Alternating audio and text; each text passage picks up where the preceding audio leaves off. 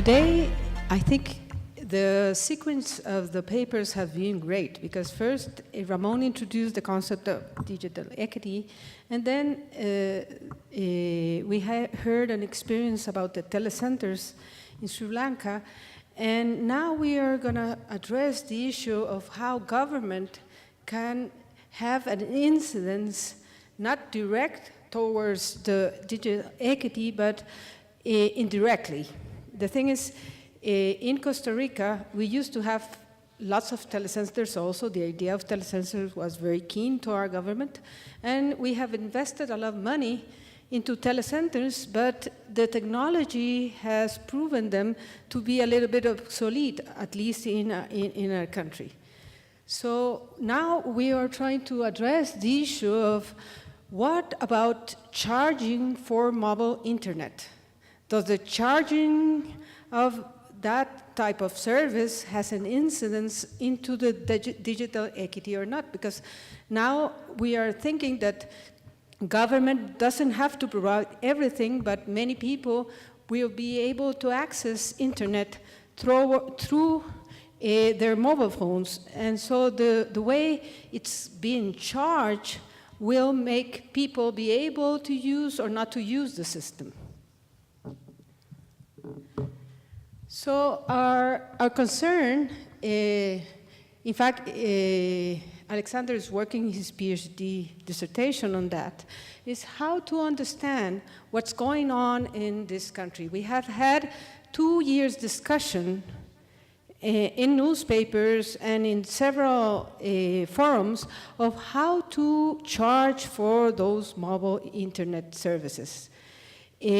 So far, we have been using a type of charging system where you pay for a fixed amount and you have a sort of velocity established, and so you can use whatever you want of internet in your mobile phone.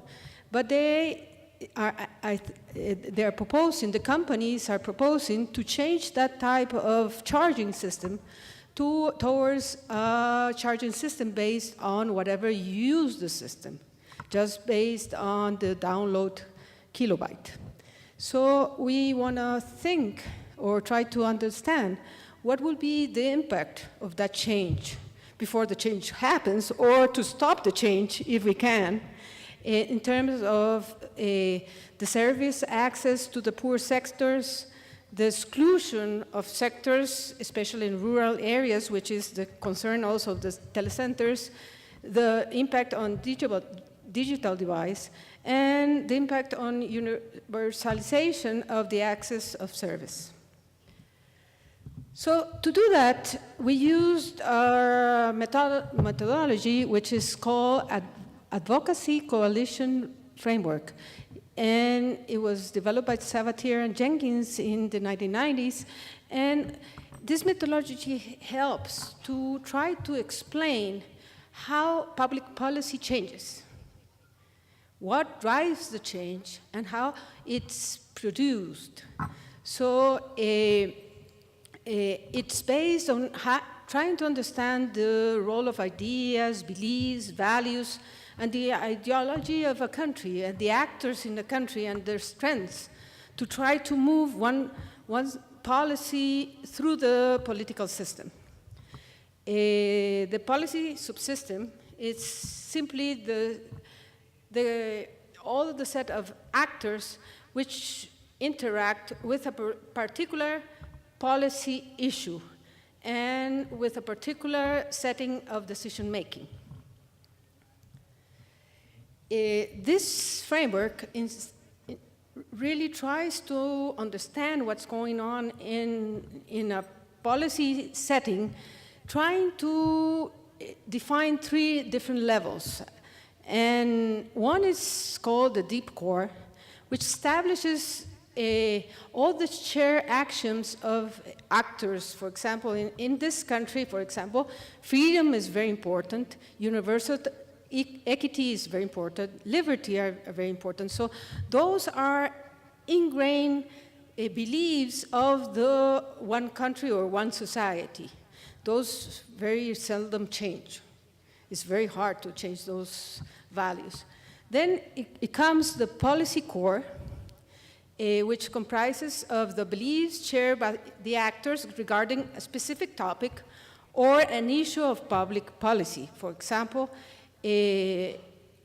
one idea would be that all Costa Ricans share the belief that technology should be a service for everybody. And the third level is the secondary aspects, which refer to the technical or instrumental part of the implementation of the public policy. We will be more concerned trying to explain the policy core, but I want to tell you that the deep core is probably the most important set of beliefs to understand a society. In Costa Rica, since, I don't know, many years ago, we have very, very strong beliefs on equity, on democracy, on being able to give the same rights to everybody. So that's the deep core that's going around the discussion, because as you will see later, there are some trends of the globalized world that instruct us to charge for services in a way that's economically feasible for the companies, not necessarily for the belief of a country. Okay, just so you will understand a little bit of the Costa Rican context, before 2007, we only had one company that provided telecommunication services in this country. It was called Costa Rican Electricity Institute, ICE. In fact, ICE is the owner of Colby, which gave you all those things, and it's down there. ICE was a public health monopoly, which had the belief that it had to provide services to all population of the country. Even though there are faraway places, and in a small country, this is not so far away, but reaching to the rural areas is very expensive in any country, no matter how big or small it is. So for ICE, it was very important to go and reach all the population in Costa Rica. So you could go and find a small house in the end of the country that it will have electricity, because they provided electricity, but it will also have telephone lines, which is very hard to find in other countries. So what they did is the service they provided was more or less expensive to all of us, because we supported the people that couldn't pay for the service. So, and it worked more or less okay, but we Costa Ricans really complained that it was not very efficient, that the lines in the system were very long, that the ICE was not performing with the high technology we had. So there was a lot of pressure in the country to open to the globalized world. So we signed the free trade agreement at one point, and by it, we opened the telecommunication market.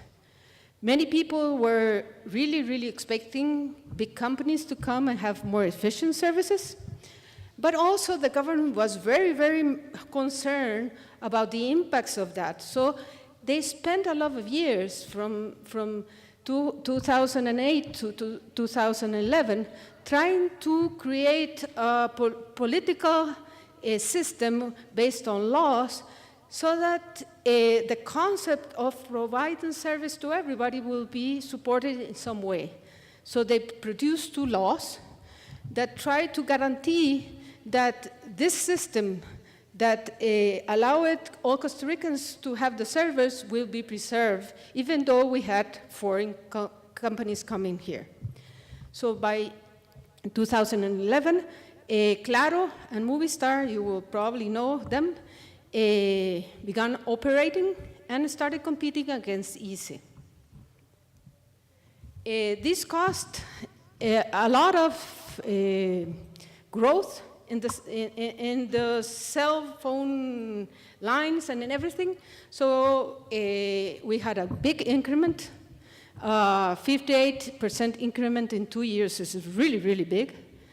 We start having new cell lines, easier access to smartphones because those companies even give it almost for free.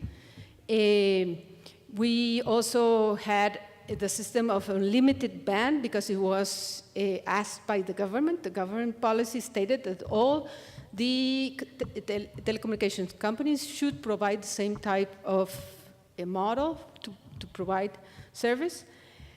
And the thing is, it started growing and growing and growing, and everybody in Costa Rica uses the phones, and everybody in Costa Rica starts having smartphones. And for example, the lady that cleans my house has a smartphone, and we communicate through WhatsApp. So people in Costa Rica are starting to use smartphones very, very, very frequently. But what happened with that? It seems that everything is okay and everything is good, but the problem is that the network got saturated.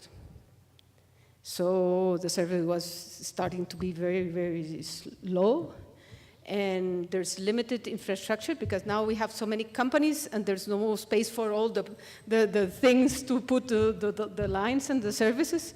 So one company is fighting against another company because he wants that space to be its space. And also we have limited radio electric spectrum, and that's governed by the government, but they don't know exactly how to divide it and how to give it to the companies. And from the user's experience, we have problems in access service. Many times, if you call me and I'm inside my house, I cannot receive the call because the signal is so weak. It's limited coverage, so if you go to one place, probably one company is better than the other company, and so you start with your smartphone doing like this to have service. So we have poor quality, we have very little speed, real speed, and we have lots of retransmissions and everything. So by that time, what happened is things were not getting okay. So the companies started pushing government to change the way of charging for the service. They said that it was better to take the model. We have two types of charging system. There are a prepaid plan where you can buy like amount of usage and pay beforehand. So, but that's based on the download. If you pay the postpaid plans, what you do is you pay for speed and be able to download everything. So what they propose is, in order to reduce the saturation of the network, we should pass the postpaid plans from limited downloading to pay by the amount of downloaded bytes. What we did for this specific research was trying to understand who was pushing what type of a tariff model, and trying to understand why, and what were the perceived impacts of that change over the time. So we interviewed, he interviewed, that's why I'm finishing here and allowing him to explain what he did. We interviewed the Minister of Science and Technology. You will get to meet him in the inauguration. We interviewed a member of the ICE. We interviewed in the private sector to the Vice Presidency of the Chamber of Information and Telecommunication Technology, which joins all the companies that work in TICs, ICTs. And then we interviewed two people from the academy, He didn't interview me because I'm in the research, but he interviewed the director of the informatics center, of the center that provides all the services to the university, and he interviewed the director of a program, specific program that's called Information Society Program for the University of Costa Rica. So I finished here, and he will explain what he found out.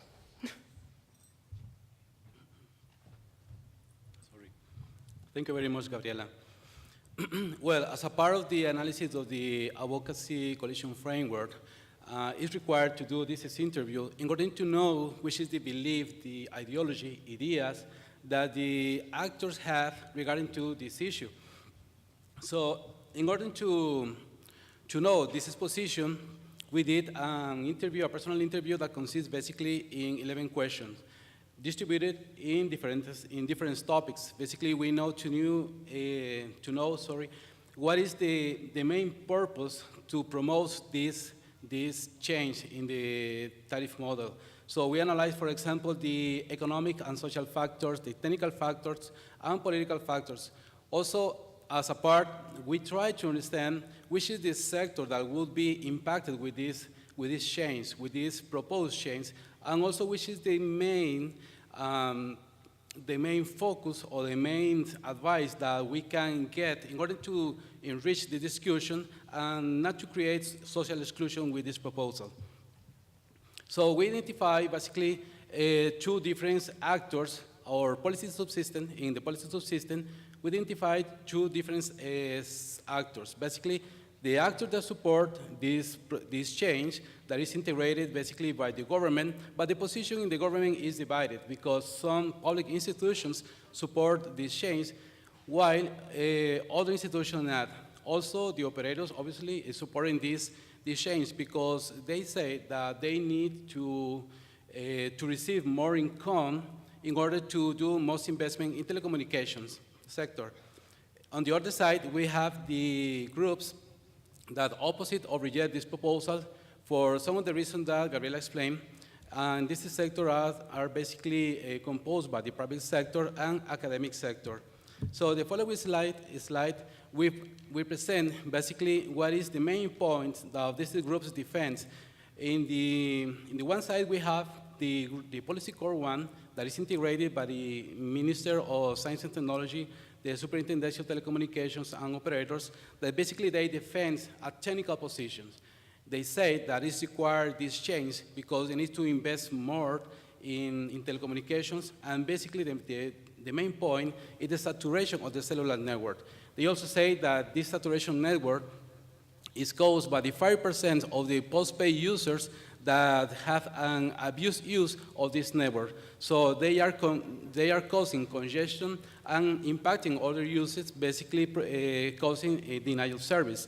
As I said, it's necessary, they said, to change the tariff model in order to receive more income and homologate the local market with the prepaid plans. So basically, the main point that they defend, analyzing since the Advocacy Coalition Framework, is that they try to apply or to implement in our country a model that is based basically in pay-per-use. They say that it's a model, this model is applied internationally, but we have a big problem here because, as Gabriela said, in Costa Rica, one of the main deep core that we have is solidarity, equity. So we believe that all these services must be accessed by all the people, not only for the people that can to pay for this. For this reason, the Policy Core 2 that is integrated for the Costa Rica Congress, Ombudsman Office, consumer organizations, business association, and academic sector, they reject this plan. Why? Because they say that this plan, as it states, basically exclude 20% of the Costa Rica population that represent almost 1,170,000 people. So we are talking about a wide range of people that are spread basically in the rural areas. And in the rural areas, we have the problem that not many ADSL lines is provided. Why? Because we have some gaps in the infrastructure. So we are talking basically that we have some services that can be provided for some people that can pay for this, and all these other people that can pay for these services or simply that don't have access to the ADCL lines of this service, they're going to be excluded. Other topic that is important to understand here is that the people, especially in rural zones, they have as a smartphone as the only device that they can access to the internet. So if you think that they don't have access to the ADSL lines, probably implement hotspots could be very difficult because they don't have access to these connections. And also, you increase the roof or the price of the access of these services. Basically, we are promoting social exclusion, digital divide, with the current problem that we have included here in the metropolitan area, that is poor coverage, quality, and speed. As Gabriela said, it's very common that people here in San Jose, for example, has the smartphone and try to find the signal. The main difference, for example, that the people try to choose an operator, not is necessarily the speed. The main difference is why of them or who of them can provide a better coverage. This is the reason that why, for example, Gabriela explained now that in Costa Rica we have a growth of approximately 38% in the subscriber lines that represent almost 151 penetration of these services. But it's very common to find people that have 3 lines, for example, 2 postpaid lines or 3 prepaid lines with 1 postpaid lines. In order to understand what is the position of this sector, we basically do a categorization of the main points that I cover regarding to the discussion. One of them is the infrastructure.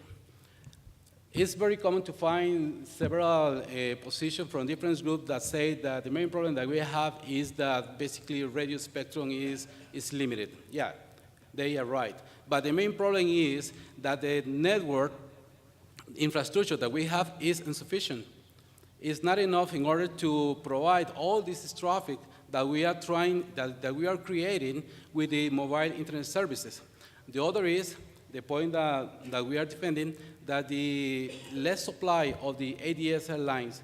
So we can think that the main problem of the saturation of the mobile network is that we have a poor fixed lines or fixed networks that can provide the speed or doesn't adjust to the necessities of the customers. So as a solution, for example, the interviewers say that it is necessary, for example, to create cellular aggregation rings. This is basically to create rings with better capacity, with fiber capacity, in order not only to receive the signals or the traffic that it receives, but the antennas that is also required to pass all this traffic in a fast time to the other users with other antennas, etc. Also, it's necessary to do more investment in ADSL lines. In Costa Rica, it's very common to find, for example, in rural areas, electricity services. Sometimes internet connections, but these connections are provided with a very low speed.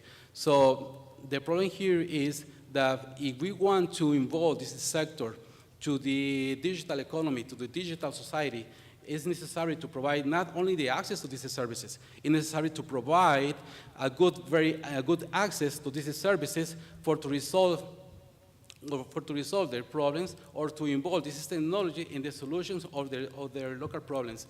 Another topic is, Another topic is the implementation of the fair use policy and migration to other better technologies like 4G and LTE.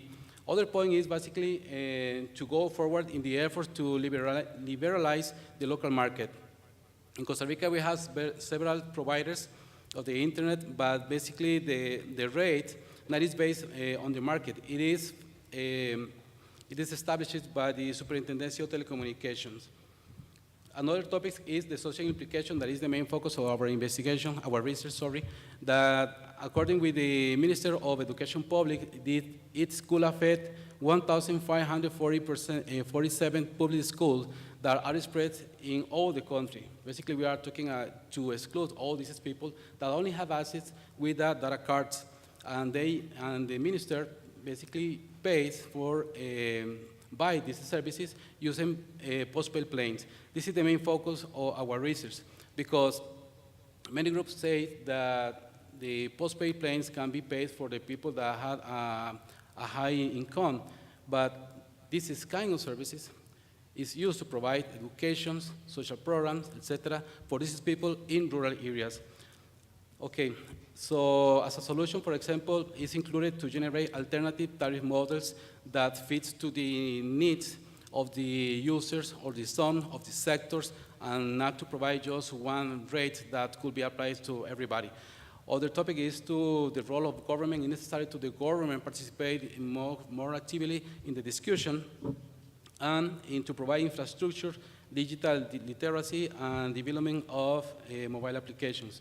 As a conclusion, basically, we found that the proposed postpaid model doesn't contribute to the universalization access of internet. The main effect that it has is that it restricts the access, creates social exclusion that not is good, generates digital divide, or maintain the digital divide against the poor sectors, the more vulnerable sectors, and endangers the goal of the universal services access. In other words, it doesn't resolve the saturation problem that the policy core main groups try to promote. So the recommendation is basically to go forward into the competition and liberalization of the sector. That means that liberalize the radio spectrum, more participation, more actors participating in the market, deregulate the sector, establish connectivity plans based on customer needs, and investment in network infrastructure, fixed and mobile, and finally, develop clear policies in this area. So the main challenge that we have now is to discuss or to decide. We want social exclusion, digital divide, or we want solidarity, equity, a digital economy. What is the kind of society that we want to build? Thank you very much.